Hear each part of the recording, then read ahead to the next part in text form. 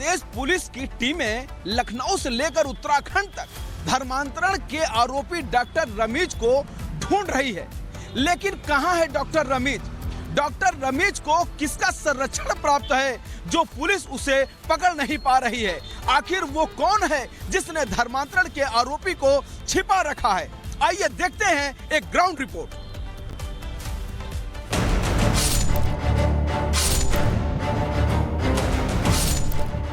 लखनऊ के king George medical university में धर्मांतरण का सिंडिकेट चलाने वाला डॉक्टर रमीज फरार है। उत्तर प्रदेश पुलिस उसकी तलाश लखनऊ से लेकर पीलीभीत और उत्तराखंड तक कर रही है। 15 दिन से ज्यादा हो गए हैं, लेकिन धर्मांतरण का आरोपी डॉक्टर रमीज पुलिस के हथे नहीं चढ़ रहा है।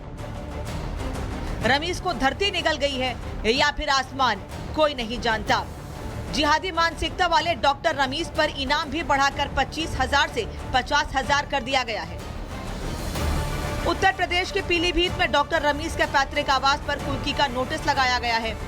लखनऊ चौक ठाकुरगंज इलाके में जहां रमीज किराए के फ्लैट में रहता था, वहां कुर्की का नोटिस चिपकाया गया है। दावा है कि अपनी हिंदू पत्नी के साथ रमीज इसी अपार्टमेंट में रहता था।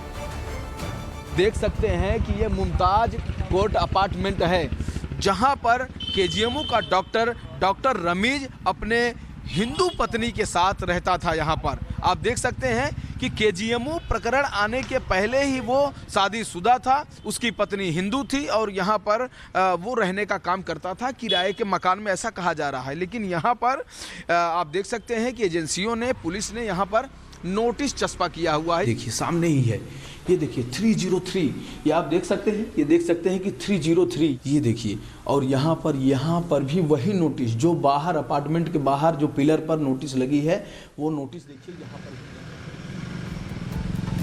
तो सवाल बना हुआ है कि आखिर डॉक्टर रमीज कहाँ है। लेकिन सबसे बड़ा सवाल आज और सबसे बड़ी खबर ये कि एक राज्य के मुख्यमंत्री, संवैधानिक पद पर बैठी व्यक्ति कैसे देश की केंद्रीय जांच एजेंसी के अधिकारियों के साथ बढ़ जाती हैं, और सवाल का जवाब बेहतर तरीके से समझाने के लिए हमारे साथ हमारे वरिष्ठ सहयोगी सवन सिंह जी जुड़ गए हैं। सवन जी, क्या कुछ आज दिन भर हुआ और क्या कभी ऐसा हुआ है? सुमित, सबसे पहले मैं जानकारी देना चाहूँगा कि ये कार्रवाई क्यों हो रही है, और जो जानकारी हमारे पास है इस वक्त, रिपब्लिक भारत के पास एक्सक्लूसिव खबर ये है कि जो कोल स्कैम है, स्मगलिंग से जो पैसे निकल कर आए थे, वो पैसे गोवा इलेक्शन में इस्तेमाल किया गया था। 20 करोड़ की बात कर रहे हैं, 20 करोड़ हवाला ट्रांजैक्शन हुआ है। और ईडी का मानना है कि जो एक कंपनी है जो हवाला ट्रांजैक्शन की गई थी, उसके बाद आईपैक के पास ये पैसे नकद में आई थी, ये कैश में ट्रांजैक्शन हुई थी।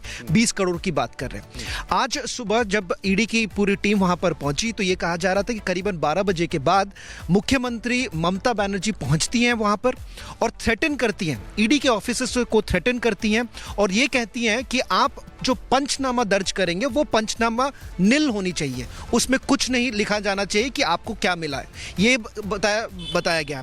क्योंकि मैं ये कह सकता हूं कि कल जब ये पूरी मामला कलकत्ता हाईकोर्ट में दर्ज की जाएगी और कलकत्ता हाईकोर्ट में यही अर्जी लगाई जाएगी ईडी की ओर से कि मुख्यमंत्री ममता बनर्जी ने जो आईफोन, जो लैपटॉप, और ये भी कहना चाहूँगा जो कहीं ना कहीं अब देखिए जिस तरह से ममता बनर्जी ने आईफोन लैपटॉप तो उन्होंने प्रतीक के लिया ही था, उन्होंने ईडी ऑफिसर की भी एक लैपटॉप वो लेकर बाहर निकल गई थी।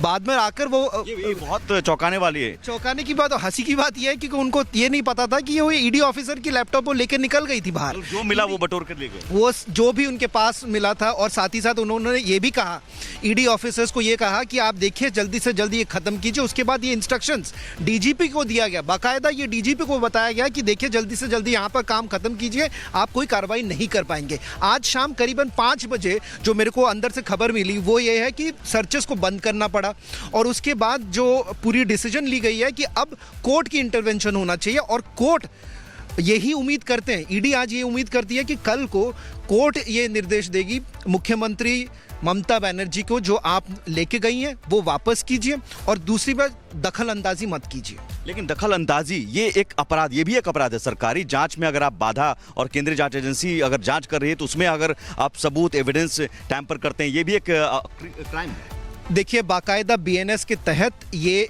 क्रिमिनल ऑफेंस है, क्योंकि आप पब्लिक सर्वेंट को अपना काम नहीं करने दे रहे। और दूसरी बात, कई लोगों ने यह सवाल उठाया कि आखिरकार ईडी ने क्यों ममता बनर्जी को यहां से लेके जाने दिया, क्योंकि ये देखिए आखिरकार एक सिटिंग चीफ मिनिस्टर, सिटिंग मुख्यमंत्री आकर ईडी के अफसर जो असिस्टेंट डायरेक्टर लेवल के हैं उनको आकर थ्रेटन करते, तो ईडी क्या ही कर सकते थे, उनके पास कुछ बहुत आश्चर्य वाला मामला है। और सवाल यह है कि आखिर क्या मामला है, क्या मामला बहुत बड़ा है और बहुत बड़ी बात छिपाने की कोशिश हो रही है। सवाल का जवाब मिलेगा और अब कोर्ट के रुख का भी इंतजार है कि क्या कोर्ट का रुख होता है, यह भी देखना होगा।